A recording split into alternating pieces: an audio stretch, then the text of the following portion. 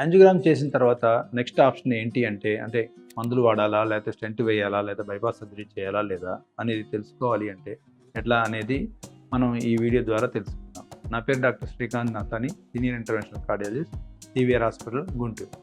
Angiogram చేసిన తర్వాత coronary angiogram అంటే గుండెకి ఎన్ని బ్లాక్స్ ఉన్నాయో తెలుసుకోవడం. కుడివైపు రక్తనాళం మనకి ఒకటి ఉంటుంది, ఎడమ వైపు 2 రక్తనాళాలు ఉంటాయి.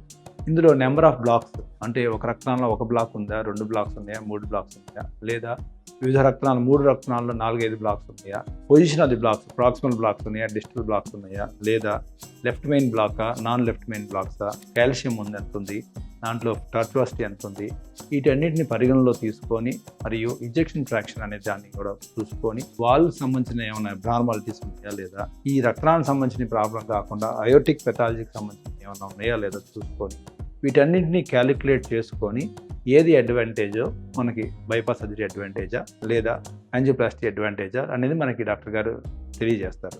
ఉదాహరణకి ఒక రక్తనాళంలో సింగిల్ బ్లాక్ ఉంటే యూజువల్గా ఒక స్టెంట్తో వెళ్ళిపోవచ్చు, లేదా 2-3 బ్లాక్స్ ఉన్నా 2-3 స్టెంట్లు ఒక రక్తనాళంలో వేసుకోవచ్చు, లేదా 2-3 రక్తనాళంలో మల్టిపుల్ బ్లాక్స్ ఉన్నా, లేదా ప్రాక్సిమల్ బ్లాక్ ఉన్నా, లేకపోతే కాల్షియం ఎక్కువ ఉన్నా, లేకపోతే టార్చువాసిటీ ఉన్నా బైపాస్ అనేది అడ్వాంటేజ్.